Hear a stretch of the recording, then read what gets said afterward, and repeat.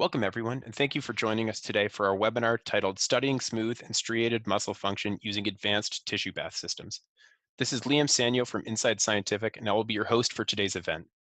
Our session is sponsored by Danish Myotechnology and will feature scientists discussing the fundamentals of research using isolated tissue bath systems, providing some tips and tricks, and presenting a unique case study using a tissue organ bath system to study vascular function. First, we will hear from Aaron Stupica, Scientific Product Specialist and Product Manager at DMT. Aaron will give an overview of pharmacological research using organ bath systems, discuss common challenges for tissue bath researchers, and briefly introduce the DMT 750 TOBS, an advanced tissue organ bath system. Following, we will hear from Dr. Keshari Thakali, Assistant Professor at University of Arkansas for Medical Sciences and Head of the Arkansas Children's Nutrition Center Vascular Programming Lab. Dr. Thakali will present a unique case study using organ bath systems to study the impact of maternal obesity on perivascular adipose tissue in offspring. She will discuss techniques for dissecting, cannulating, mounting, and studying mouse aortic tissue, and present her data demonstrating how maternal obesity may program offspring vascular function. Well, thank you very much, Liam. My name is Aaron Stupica with DMT, and I'm excited to participate in this webinar. I'd like to welcome everyone to my section, which is an overview of organ bath studies and the systems used to run those tests. So I just want to start with a bit of background here, as I'm not sure of everyone in the audience's level of experience with organ baths, but they are primarily used to perform in vitro high throughput studies in response to a stimulus.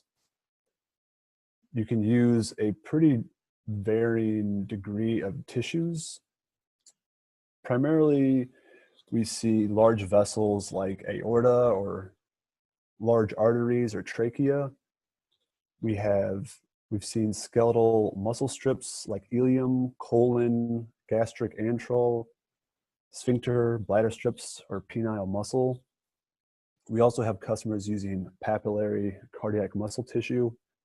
It's certainly not limited to the tissues listed here, but these are just some examples. Primarily, we've just seen two stimuli. We've seen drug agonists or electrical stimulation. And over on the right, you can see a couple of our tissue mounts with the pins for large vessels, or what we call triangle hooks for stringing up suture, which is attached to the strips. With organ baths, you have a number of benefits and, of course, a few drawbacks. Some of the benefits are the high throughput nature of the systems. They are easily repeatable and great for drug testing. The high throughput and the number of channels make side-by-side comparisons very easy to perform. The isolated pharmacological responses are also a huge benefit here, as the tissue being taken out of the animal is not going to be subject to any in vivo systemic processes. Of course, the drawbacks that we mentioned are that the experiments can be somewhat limited in what you can perform. The organ baths can take up a significant amount of lab space. The traditional double jacketed heating makes cleaning pretty labor intensive and time consuming. They're also somewhat difficult to automate, which means a lot of the fillings have to be done by hand, which can lead to inaccurate volumes. And looking briefly at arterial pressure in the body, it starts with the left ventricle as a driving force and then goes through large arteries in the body. The pressure drops through the arterioles or the resistance arteries, and then continues to the capillaries and veins. Usually the vessels that are used in these organ bath studies are in this red section at the start. But these are large, as I mentioned, these are large vessels. And if a researcher is interested in studying the smaller resistance arteries, they would need a different instrument. One of these instruments for smaller vessels is called a wire myograph, which DMT has as model 620M. This is, in this instance, vessels are mounted on wire rather than large pins. That wire can be anywhere from stainless steel wire at 40 microns down to tungsten wire at all the way down to 10 microns. So you can get very small diameter vessels mounted on these systems. You can see on the small image on the left, the bottom left, this is actually looking into the tissue bath itself. And zooming in even further, you can see on the right side the artery mounted on the wire between what we call the jaws. One of the other advantages here, besides just the capability of mounting small vessels, is the small bath volumes, which can be anywhere from 2.5 mils to 6 mils. This is an example of how data can be presented from organ baths or myographs. We don't need to go deep into the specifics, as Keshari is going to give a great example of this a little bit later. But really what we're looking at here is just a percentage of the relaxation due to acetylcholine, starting from 100% contraction. You can see as the concentration of acetylcholine gets larger, the relaxation, which is a percentage of the contraction, drops and drops. So as we start looking at organ bath systems themselves, they are made up of just a few necessary components. First and foremost, we have our force transducer, which is used to register the force output from our tissues. Also, a positioner is needed to provide a base level of tension or preload. It's also called normalization. This is very important to these organ bath studies. Normalization is based on the passive contractility or the stretch of the vessels, and it's set by determining the length-tension relationship. Essentially, in order to get the maximum response from your tissue, you need a proper level of normalization that's going to be dependent and different for each tissue type. You're going to need easy mounting access to ensure that you get your tissues safely mounted without damaging any of the cells. You also need easy access to add your agonist into the bath during your experiment, as well as the ability to wash out the bath during the experiment. So now I'd like to talk about organ bath systems themselves. Just because a system has those necessary components doesn't mean, of course, that it doesn't have its shortcomings. Through talking with researchers and what we've seen ourselves, we've seen that some organ baths can have parts that break easily or are difficult to replace once they do break.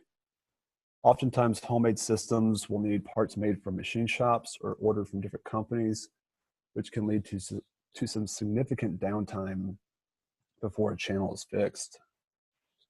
There are oftentimes long cleaning procedures, and filling and emptying is done by hand. For example, if a volume is 10 mils and when filling by hand, it's off by 1 mil, that equates to a 10% variation. So the same drug concentration is going to be added to all different chambers with different volumes would make replicating experiments or performing control studies very difficult. Not all systems are going to be designed for drug agonists and electrical stimulation, so often custom electrical stimulation is required. Maintenance can take quite a bit longer in some systems compared to others. There can be additional steps in data acquisition, and often the necessity to physically change the transducers for different tissues can be required. There's going to be a large market for organ baths at each university and multiple options available through the market. But the way I've kind of always thought about it, it's like going to work. You can ride your bicycle to work and you can get from point A to point B, or you can take a car, which you may have to invest more resources up front, but it would be more reliable and easier to use each day, day in and day out. It's really a matter each day of time and energy savings down the road. And now I'd like to introduce the DMT 750 TOBS organ bath system. And on this slide, I'm going to show some of the specs about the TOBS. There's rapid air heating, which we took away the circulating water heating and replaced it with rapid air heating. This is a quick and efficient method of temperature control. Instead of using the traditional double jacketed wall chambers, we have a single wall glass chamber, which makes cleaning easier and the heating faster due to the rapid air heating. There is computer automated filling and emptying. By using the computer and a calibrated constant pressure source, this is going to give consistent volume levels each time you fill your chambers. You can link multiple systems as well through the computer, so you could run up to 8 channels with just 2 mouse clicks. By adding the computer automated filling and emptying and linking multiple organ baths, the workload has been eased and allows the user full control over key features in the organ bath. We also managed to put all of this into a box that takes up 1/4 of the space of a traditional organ bath that you may see. There are different chamber volumes and tissue amounts that we'll jump into a little bit later, but these are quickly and easily exchanged in the organ bath. There are also a couple different options for the force transducers, isometric and isotonic. Each one is programmable from 0 to 1600 millinewtons. So you can focus in on a specific force range and get more sensitive data. And the transducers themselves have a mechanical overload point, which essentially protects them from overload and can allow them to be used for a very long time. All right, on this slide, I'm going to move on from the specs to some of the features of the 750. We do have multiple electrode options available, but I'm going to cover that a little bit later. The cleaning at the end of your experiments can be automated as well. It's a very simple procedure, and you only need to use distilled water. What we've seen on other systems is salt deposits that can form and harden on the connection between the tubing and the chamber. And when you try to clean that or replace that tubing, we've seen parts break. With having the systems designed as they are, this likelihood is much less. What this leads to is more consistent and streamlined experiments each day. The data acquisition is very easy, and we also have built-in amplifiers, which can be used for direct-to-computer data acquisition. These experiments are very durable for daily use, whether it's PIs using this equipment, postdocs, graduate students, or even undergrads. The buffer handling in the 750 is essentially it's hands-off once you fill the system. The liquid management is electronic, so you can get a warning once you go below a certain volume. And we have heard some customers using other organ baths that use gravity for their buffer washouts, which can be rather difficult trying to fill those reservoirs above the organ bath. A lot of the parts on the 750 are easily replaceable. You can see in the image on the right, the panel opens and you can easily exchange anything that comes in contact with the buffer, whether it's tubing or the chambers themselves. Once the system is in place in the lab, there are very few costs for upkeep or operation. I'd like to quickly touch on the 750 TOBS chambers themselves. You can see over on the right side with some of the images that each of the chambers has a flared top, which is very useful when trying to add the drugs into the bath without bumping the tissue mounts, which would significantly affect your force readings at the very least, and if not damage your tissue. We do have 10, 20, and 50 mil chamber options. However, that is the maximum amount that you can put in the chamber. You can actually customize the volume yourself. Once you calibrate the system, as I mentioned, you can input any value between 0 and the maximum for each chamber size and just hit enter, and then that's going to be your set volume, and you can do half or 3/4, whatever it takes. As long as your tissue is submerged, that's all that matters. You can easily swap between these different sizes. You just open this small panel, pull it out, put the new one in, and close it back up, which actually makes it very easy to clean them. Each of these chambers can be put in an autoclave and thoroughly cleaned.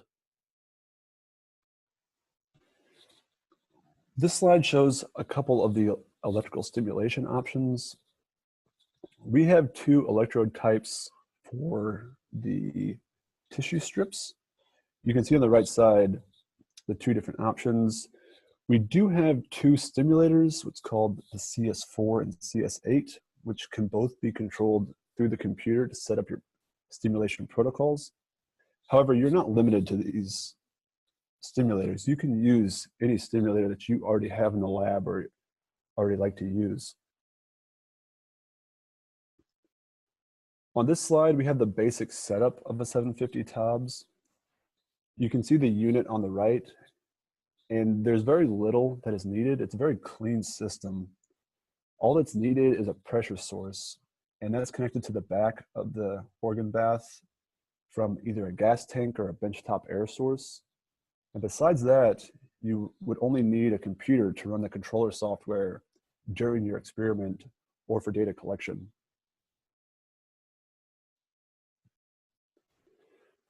And to summarize quickly here, DMT has redesigned the traditional organ bath system with developments in product design, generation of consistent results, and durability.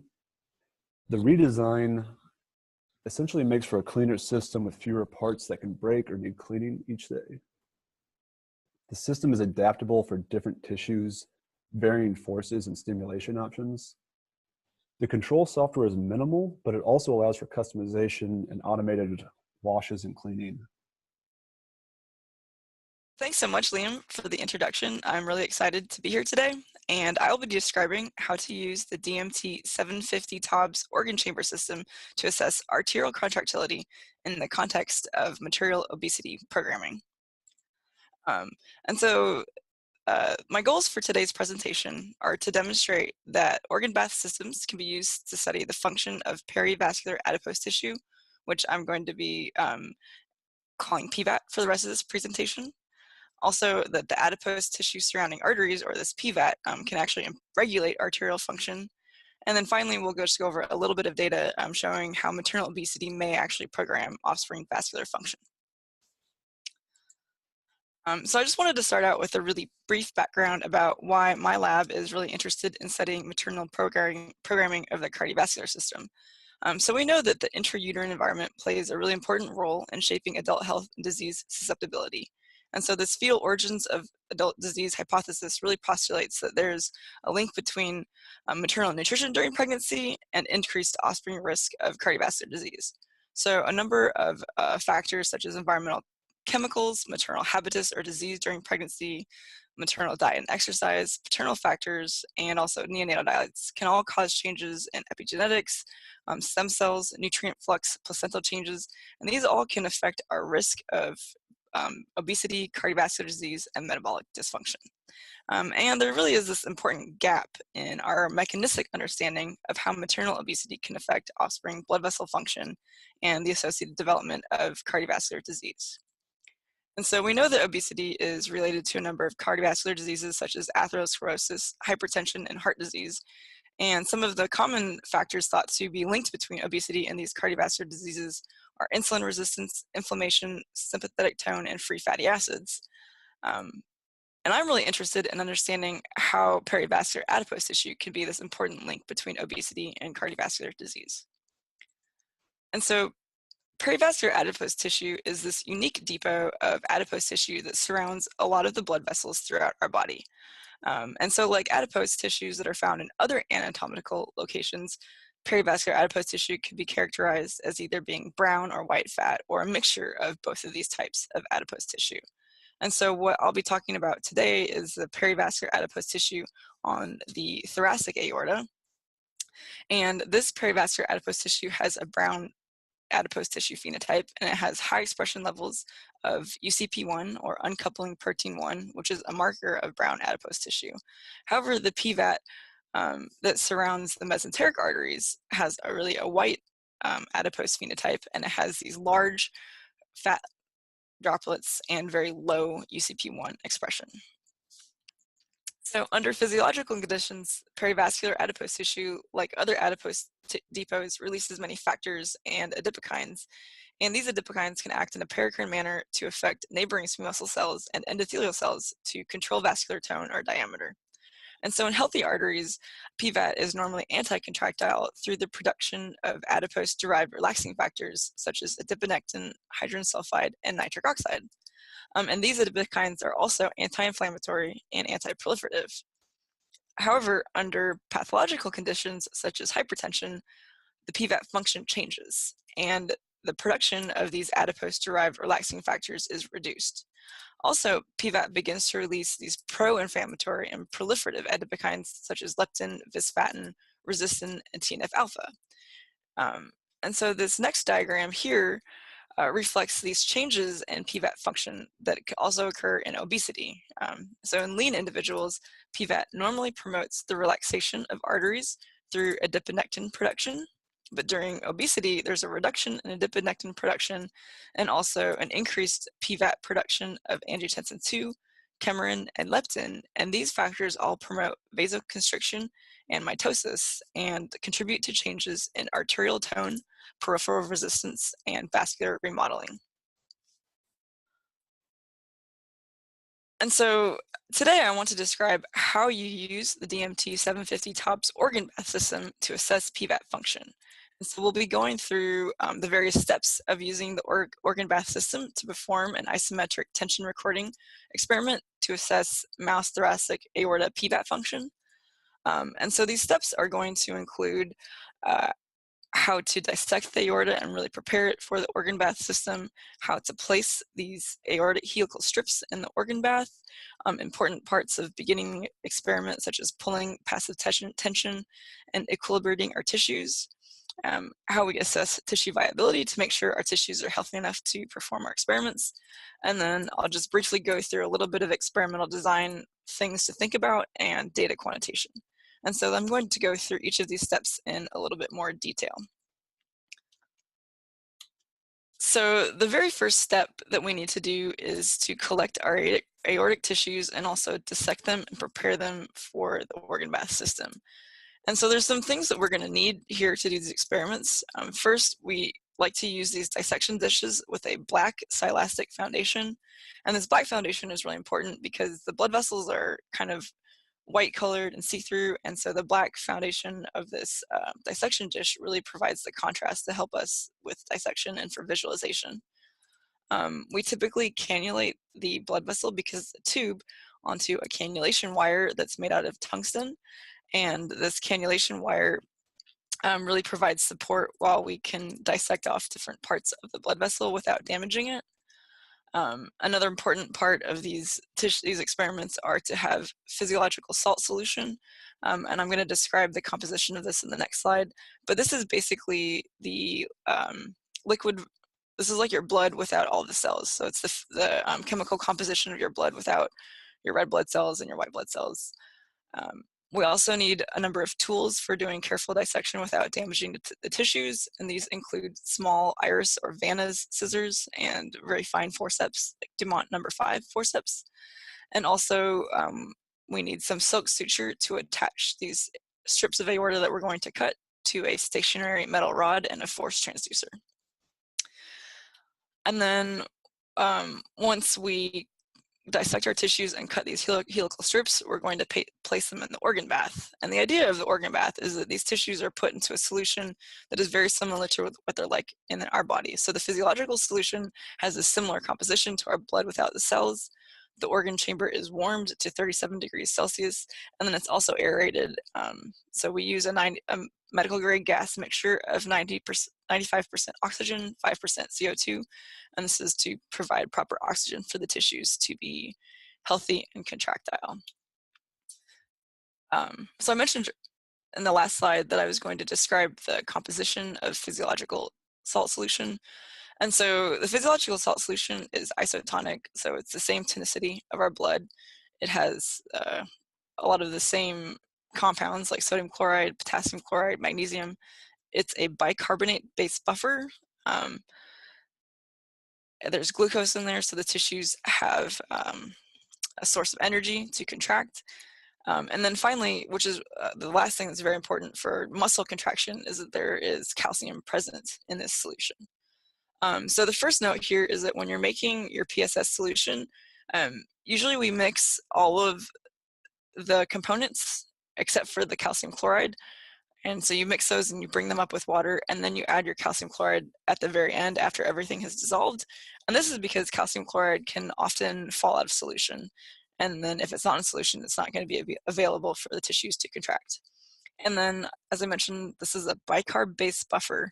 And so when this PSS is warmed to 37 degrees Celsius and bubbled with this 95% oxygen, 5% CO2, the pH of the solution is 7.4.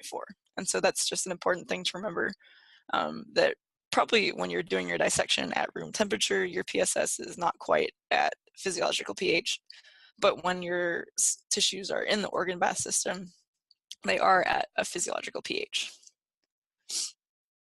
And so the next thing that we do is, once we've dissected our aorta from the mouse or whatever animal that you're using, we cannulate it onto this tungsten wire. And so I've taken a picture here of the mouse thoracic aorta.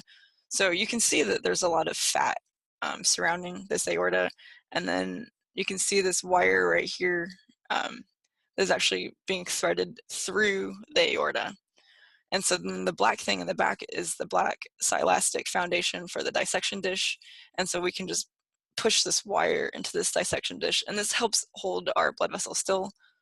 And so it's not floating all around the physiological salt solution while we're trying to do our dissection.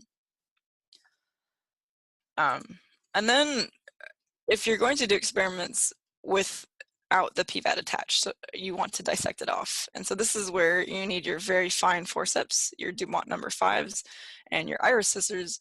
And the really neat thing about the perivascular adipose tissue is that while it's attached to the blood vessel, it's actually really easy to remove if you have some steady hands and the proper tools. And so you can really just carefully grab the perivascular adipose tissue without grabbing the aorta, and carefully just cut it off without cutting holes in the thoracic aorta. And this takes a little bit of time and a little of practice to learn, but is really not all that difficult of a technique to master. And so for some of our experiments, we like to leave the perivascular adipose tissue attached, and for some of them experiments we can remove it. Because the mouse aorta is long enough, we can actually cut 2 helical strips from each animal. So we can have one strip from the animal with the PVAT attached and one strip without the PVAT attached. And so after we've dissected our tissues and prepared them, the next step is to cut helical strips and then place these helical strips into the organ bath. And so this little diagram here shows that we're going to be cutting at about a 25-degree angle to get this helical strip of artery or thoracic aorta in our case. And this works because in a blood vessel, the smooth muscle cells are aligned in a helical fashion along the blood vessel. And then we're going to take this strip of aorta. We're going to use silk to attach one end to a stationary rod. And then we're going to use another piece of silk string to attach this to the force transducer, which also will convert this mechanic or force change in force into an electrical signal, which is then recorded through some software on our computer. And so I've tried to take some pictures here to kind of demonstrate what it's like to cut a helical strip.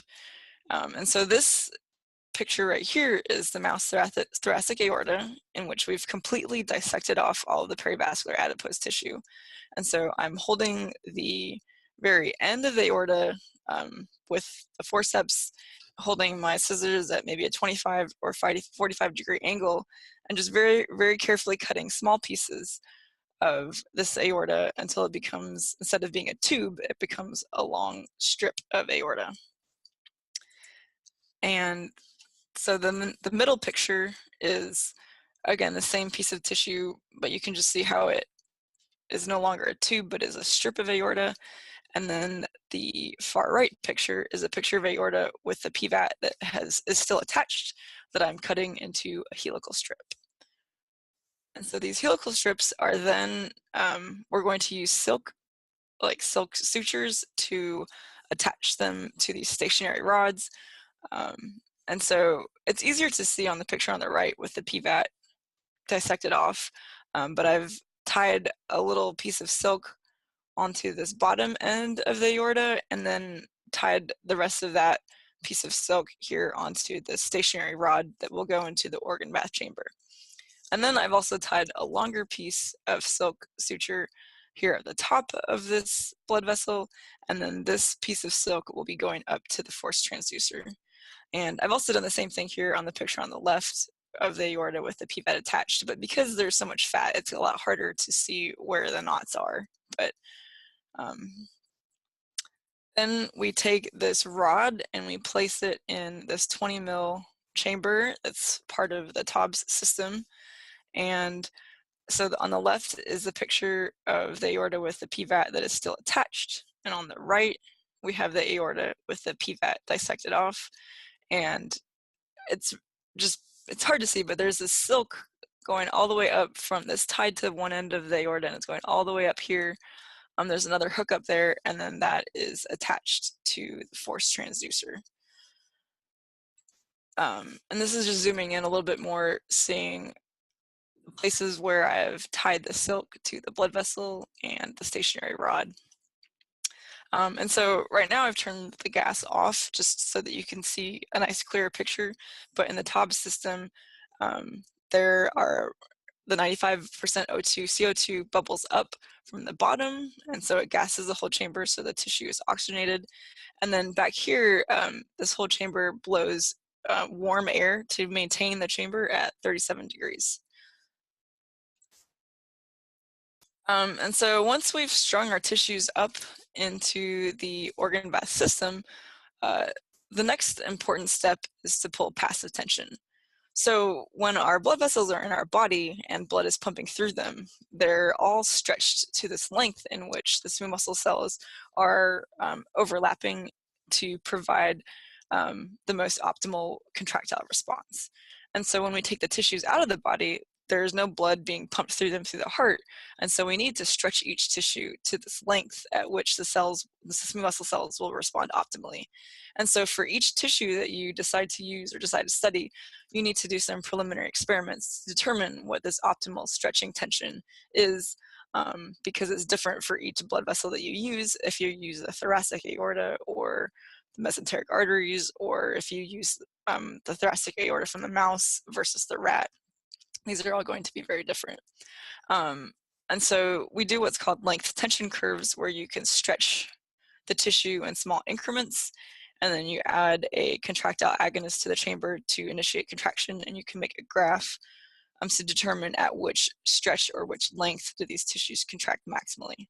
Once you've determined that for your tissue, we usually like to pull this tension in 2 steps. I'm going to show you a picture what that looks like in a few minutes. But we just take that maximum tension, divide it in half, and then pull half of that tension, let it kind of equilibrate and relax for maybe 10 minutes, and then pull the full tension, the second step of tension. And also, it's important to note that it's normal after you pull tension that the tissue will relax a little bit. So while you've pulled, say, 200 milligrams of tension, after you stop pulling that tension, it'll relax. And so that the level that it's at may be actually lower than what you pulled, but that's normal. And that's indicative of healthy tissues. And then after we've pulled our passive tension, we let the tissues equilibrate. And this is because after you're stretching the tissue, there's a number of factors that are released from the vessel wall, and we don't want these to interfere with our experiment. And so we let the tissues equilibrate for about 60 minutes after we've pulled passive tension. And during this equilibrium phase, we wash the tissues every 15 to 20 minutes. And by washing the tissues, we mean that we're draining the tissue bath and replacing the old PSS with fresh, warmed PSS. And the TOBS system is really nice in that all of this washing is really automated, and you just click a button and it will empty the reservoir and then refill it also. And so this right here is some data recording that we can get off of the 750 TOBS organ bath system. So I have 4 different channels here.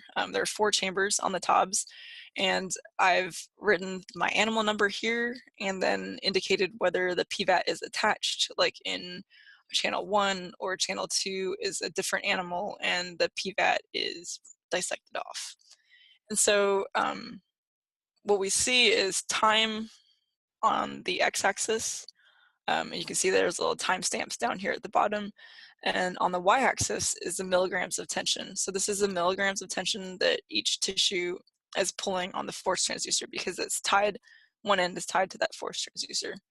And so I said the first step is I've already done experiments to determine that for the mouse thoracic aorta, for our tissues, for our animals at that age, and for the male tissue, 400 milligrams of passive tension is where we saw a maximal contraction. So I'm going to pull passive tension in 2 steps. I'm going to pull initially 200 milligrams of tension. So at this arrow is where I've, there's a dial on the top of the TOBS where you can stretch the tissue and then have this recording of how much tension you're pulling on it. So I've pulled 200 milligrams of passive tension. It relaxes a little bit. I've waited about 10 or 12 minutes, and then I pull over here on the right. These second arrows is where I've pulled the second step of passive tension. And then after we pulled passive tension, we let these tissues equilibrate, but I haven't shown that because it's just a pretty boring straight trace. But then the next step is to really determine that our tissues are viable and healthy, because we can't really do any experiments unless we know that our tissues are healthy. And so to assess this tissue viability, we usually pick an agonist. So that's any compound that will cause active contraction to which this tissue can respond.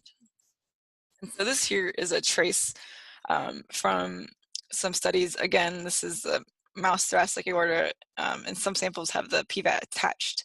And then channel 2, there's no PVAT, it's been dissected off. And here I've chosen to use potassium chloride, 60 millimolar potassium chloride as the agent to assess tissue viability or to wake up my tissues. And so potassium chloride, or this high concentration of potassium chloride, will depolarize the smooth muscle cells, and this depolarization then activates L-type voltage-gated calcium channels.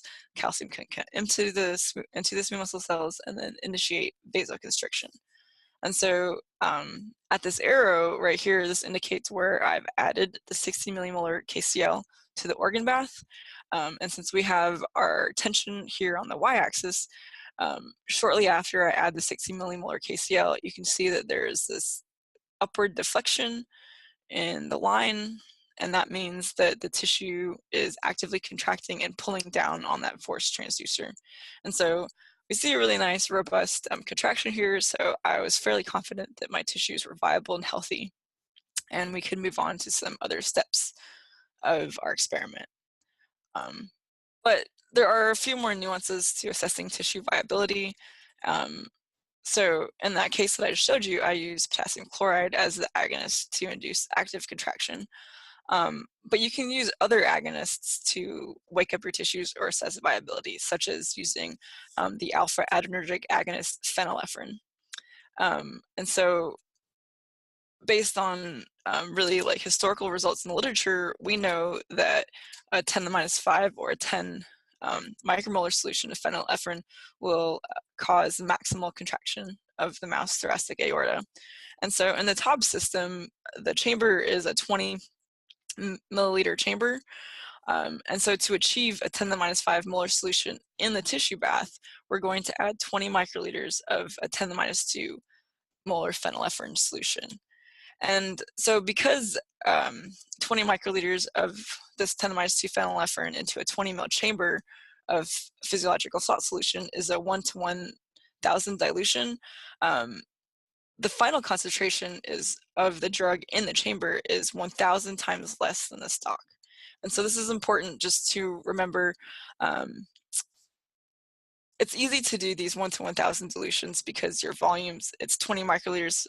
If it's a 20 ml chamber, if it was a 6 ml chamber, it would be 6 microliters. And so if you can make your drugs 1,000 times more concentrated than what the final concentration you want to achieve in the bath, it makes your math really easy to do. And then also, if you're ever doing experiments using antagonists, sometimes not all drugs get dissolved in water.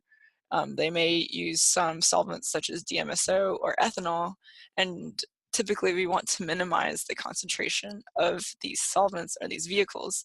And so if we can make our drugs 1,000 times more concentrated than what the actual concentration used in the chamber is, then we can minimize the amount of these solvents or vehicles used in our experiments. And so then we'll add this concentration of phenylephrine to the tissue bath. We let the contraction peak and plateau. And so we call this plateau is when really the slope of the line becomes flat and it's really zero. And then it's important, because all this data is saved on the computer, but you can record everything that you add to the chamber.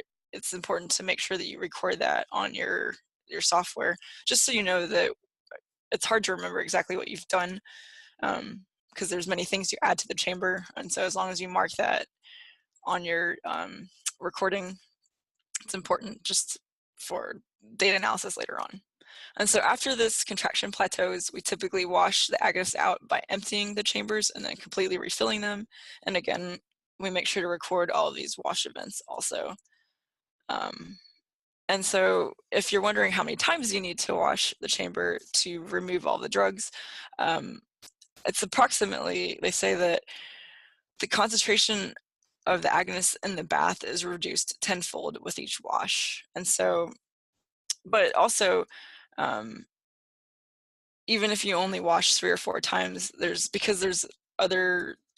while the drug may be washed out of the bath, it might take a little bit longer for the tissue to bring intercellular calcium levels back to normal. So maybe you need to wash 5 or 6 times instead of 3 to 4.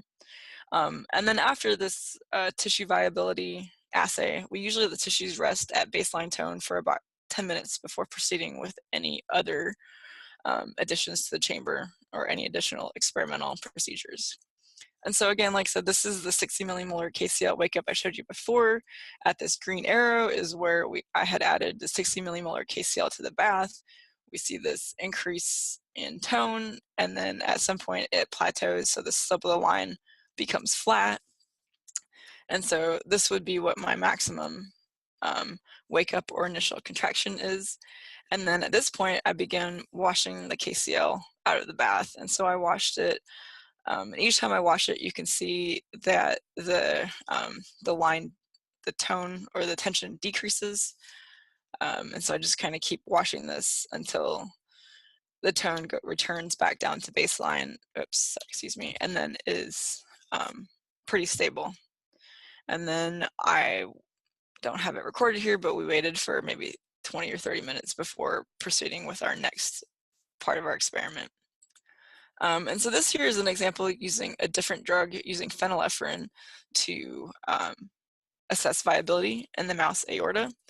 And so I've used 10 to the minus 5 or 10 micromolar phenylephrine here to wake up these aorta. So again, at the green arrow is where I've added the phenylephrine. And we see a nice upward deflection and tension. So these tissues are healthy and they're alive. And then in this experiment, I was also curious to see if the endothelial cells in this aorta were still intact and healthy. And so I used the agonist acetylcholine. This is a muscarinic agonist that will activate muscarinic receptors on the endothelial cells to release nitric oxide. And so when I, at these green arrows, I added 10 to the minus 5 molar acetylcholine, and you see a pretty rapid decrease or decrease in tension in these tissues, suggesting that the endothelium indeed is intact because there's a nice relaxation of these aorta. And so then after you know your tissues are healthy and alive, then the next steps are to go and think a little bit about experimental design and data quantitation. So when you're planning your experiment, it's really important to keep in mind that there are many ways to modulate vascular tone. So smooth muscle contraction is a pretty complicated physiological process. And so you can have activation of a number of G protein coupled receptors. You can have KCl or potassium chloride induced depolarization, and all of these things lead to increases in intracellular calcium, and then they lead to phosphorylation of myosin light chain, and this increases the actin-myosin cross-bridge cycling, and then actually contracts the smooth muscle and increases vascular tone. So these are just things to keep in mind when designing your experiments, and are important for you to think about when you're trying to think about what question are you asking and how do you want to answer that. And then also, as I mentioned a little bit earlier, there are a number of neighboring cells such as endothelial cells and perivascular adipose tissue that release a number of paracrine factors that modulate smooth muscle tone. And so we already talked a little bit about how perivascular adipose tissue can release various adipokines that modulate smooth muscle tone, but similarly, endothelial cells release nitric oxide, prostacyclin, thromboxane, other arachidonic acid metabolites, endothelin, reactive oxygen species, etc. And all of these factors can modulate smooth muscle contraction and relaxation. And so it's really important to be knowledgeable about these various signaling pathways in cells that talk to smooth muscle cells when designing your contractility experiments. And so, as I mentioned earlier, my lab is really interested in studying perivascular adipose tissue function in the context of maternal obesity. And so we've used this mouse model of maternal high-fat diet consumption to induce maternal obesity. And so these female dams are fed a high-fat diet for 12 weeks before mating with lean male mice. And then at weaning, their offspring are fed either a control diet or a high-fat diet, such that for each sex of offspring, there are 4 groups of offspring based on diet. And so in this experimental design, these acronyms right here, this first letter refers to the maternal diet. So C refers to maternal control diet, H refers to maternal high-fat diet, and then the second letter refers to offspring diet. So again, the offspring were either fed a control or high-fat diet. And so then at 20 weeks of age, we assess the contractility of these offspring thoracic aorta with or without the PVAT attached.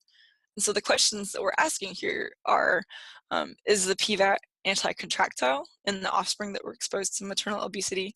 And then does this maternal high-fat diet, does it program smooth muscle function, endothelial cell function, or perivascular adipose tissue function? And so I'm just going to show you like one data slide that's representative of this experiment. And so here we have 4 different mouse thoracic aorta. Again, the mouse number is listed here, and then some tissues have PVAT dissected off, and some tissues have PVAT attached. And so in this experiment, this is this aorta, half of the aorta from the same mouse without and with PVAT. And so we've already done we've already pulled passive tension on our tissues. We've already assessed the vascular contractility.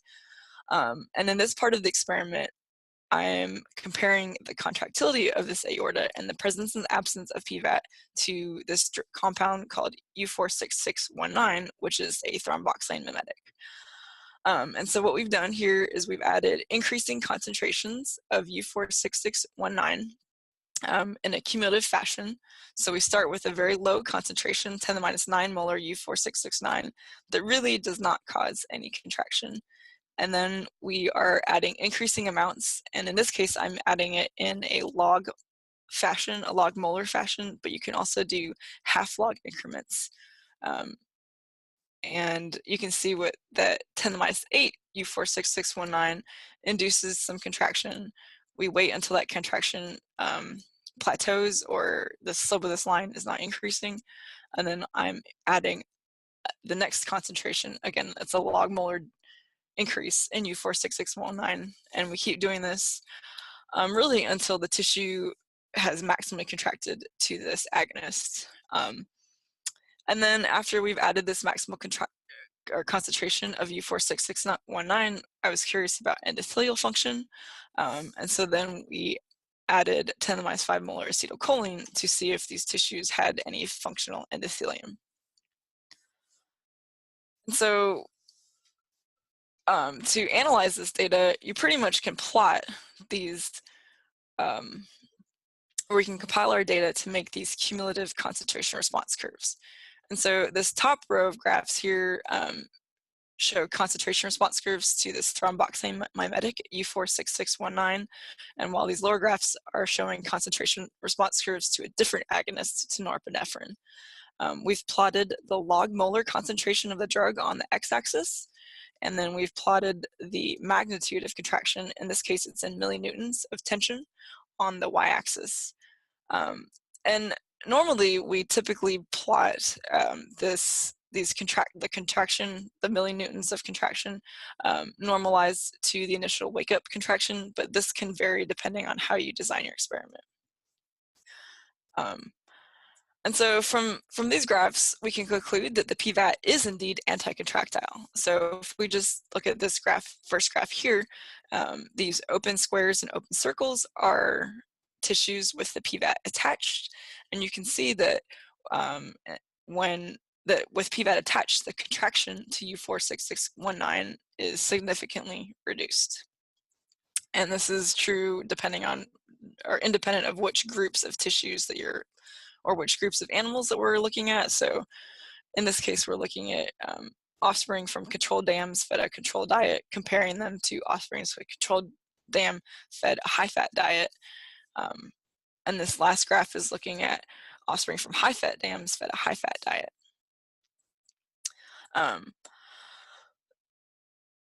So we can conclude that the PVAT is indeed anticontractile, but also there appears to be an effect of the maternal high-fat diet on contractility to U46619.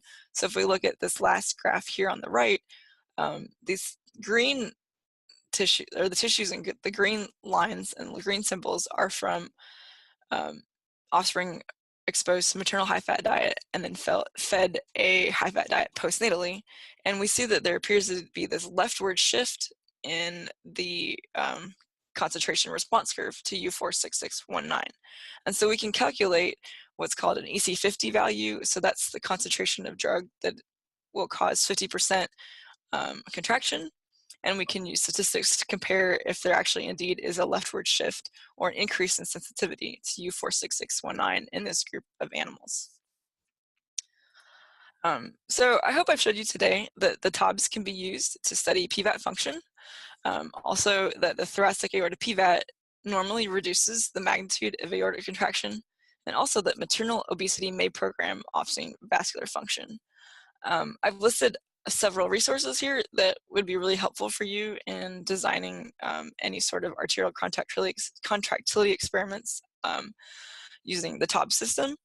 And that's about all I have right now. So I would like to thank everyone for your attention, and I look forward to answering your questions in the Q&A session shortly. Thanks. Okay, the first question today is, what is or how do you get the most effective normalization approach? How many steps are too many steps? Aaron, do you want to lead this question? Yeah, certainly. It it depends whether we're talking about rings or muscle strips. With rings, it's going to be totally fine. It's hard to have too many steps in the normalization approach. You just don't want to significantly overstretch your tissue, but that would be fairly obvious as responses are going down and down.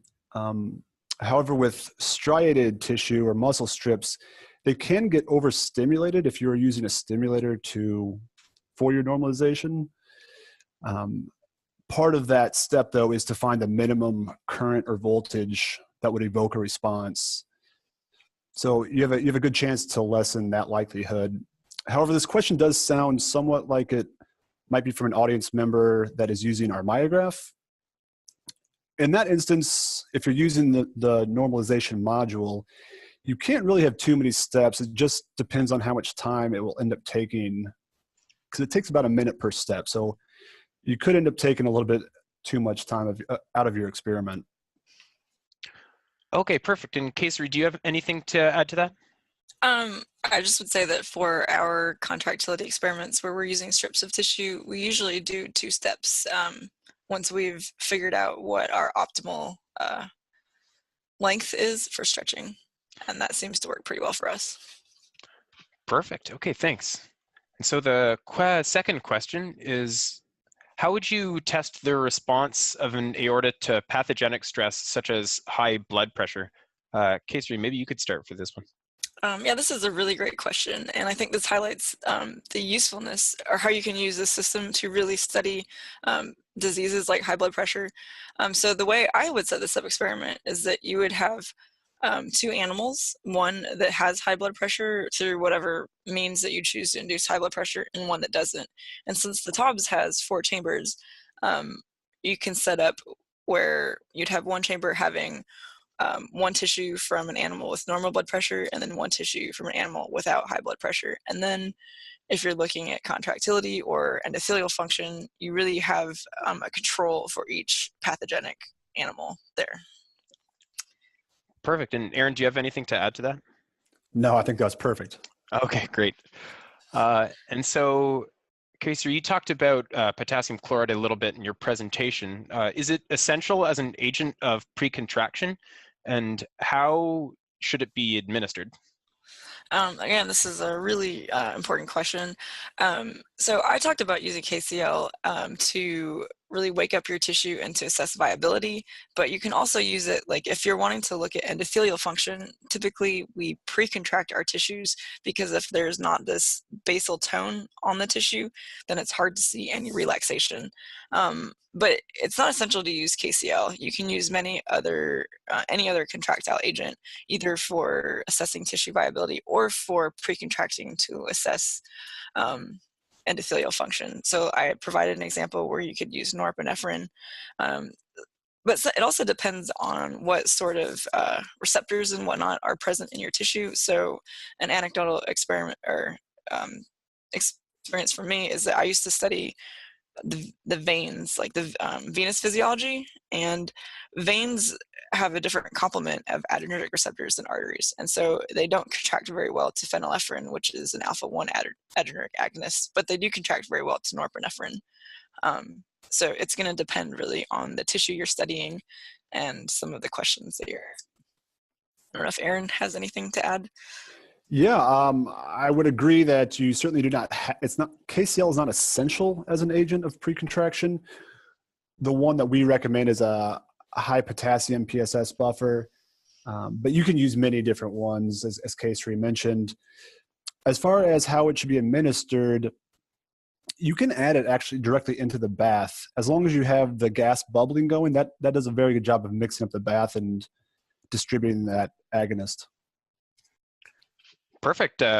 Great answer. So the next question, somebody wants to know, what is the greatest challenge in the use of coronary and cerebral artery using this system?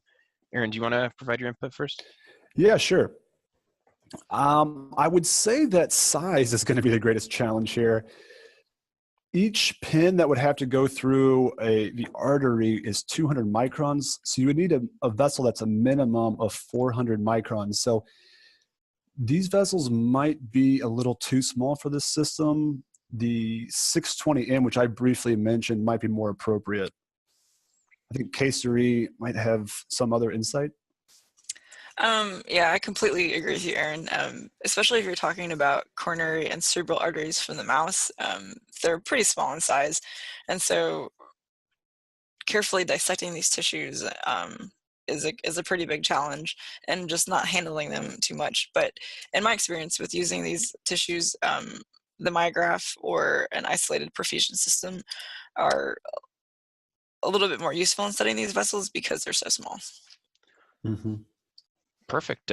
Great. So we have another question about coronary arteries. How would you separate intact coronary arteries from a mouse heart? Aaron, maybe you could start this one. Unfortunately, coronary arteries are going to be a little beyond my pay grade. I think Keshari might be the expert on these. So I haven't actually published anything, but I have had a little bit of experience isolating mouse coronary arteries. And so that silastic dissection disc that I mentioned during my experiment is really what would be really helpful to dissect off the mouse coronary arteries. But again, having just really good tools like those fine Dumont No. 5 forceps and a really fine pair of iris scissors and having very good steady hands is probably your best bet. Yeah. Fantastic, thanks. And so we've had a couple questions about what chamber volumes were available. For example, the 10 and 20 milliliter volumes can be too high. Can we fill the volume to half or less? Or, do you have alternative chambers for other volumes? I think you might have mentioned this, but Aaron, if you could clarify that point. Yeah, sure. That's a great question. And we do get that asked many times. We can make some custom size chambers, but to answer the question a little bit more directly, with the 10, 20, or even 50 mil chambers, just because that is the maximum you can put in those chambers, but you can have, using the software, as I mentioned, you can just simply input the volume you want. And as long as you've calibrated the system with the pressure source that you're using, you can just put any volume up to the max in there and just hit enter and it will just fill right up. Perfect. Keshari, do you have anything to add to that? Yeah, I mean, it's a really good point because sometimes you have drugs that are really expensive and you don't want to use 20 mils or whatever of these drugs.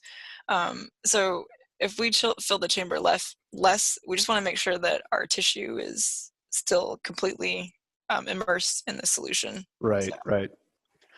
Great, thanks. And so in the interest of time, we're going to make this the last question.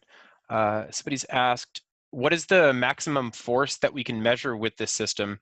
And can we use isotonic force transducers? Aaron, maybe you could answer this one. Yeah. So I was able to mention this in the presentation, but we get asked all the time. So the force transducers, the isometric or isotonic, those can go, the range is 0 to 1600 millinewtons, which is approximately 0 to 160 grams. However, each type of transducer is programmable, so you can narrow down the range that you're looking for data. And basically what that will do is provide a little bit more sensitive data